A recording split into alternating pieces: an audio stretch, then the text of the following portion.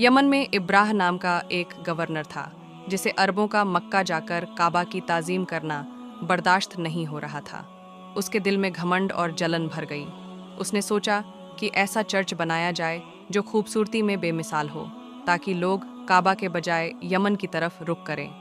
उसने सनहा में अलकैस नाम का विशाल और बेहद शानदार गिरजा बनवाया। गुलाबी संगमरमर, सोने की सजावट और रंगीन कांच से सजा हुआ। फिर उसने ऐलान कर दी कि अब इबादत की असली जगह यही चर्च है। लेकिन अरबों के दिल काबा से जुड़े थे। किसी ने उसके चर्च की परवाह नहीं की। एक अरबी नौजवान ने गुस्से में आकर उस चर्च का अपमान किया तो इब्राह का गुस्सा फट पड़ा।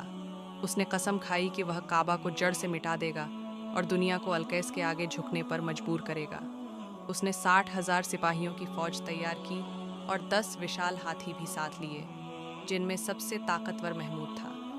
ये पहली बार था जब अरब के लोग हाथियों को देख रहे थे और उनकी चाल से जमीन कांपती थी। मक्का की ओर बढ़ते हुए इब्राह की फौज ने कई कबीलों को रौंदा और सैकड़ों ऊंट लूट लिए, जिनमें कुछ अब्दुल मुत्तलिब के भी थे, जो नबी के दादा थे। जब इब्राह के सामने अब्दुल मुत्तलिब गए, इब्राह उनकी शान देखकर हैरान हो गया। उसने पूछा कि क्या चाहते हो?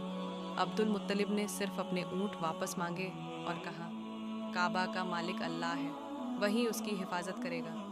हमले की सुबह हाथी महमूद को काबा की तरफ मोड़ा गया तो वह अचानक बैठ गया।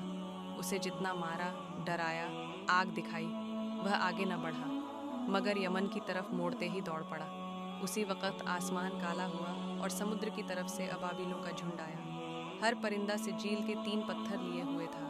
पत्थर गिरते ही फौज चूर चूर हो गई। इब्राह भी पत्थरों से घायल होकर रास्ते में ही मिट गया। काबा महफूज रहा और वही साल आमुल फील कहलाया। उसी साल हज़रत मोहम्मद का जन्म हुआ।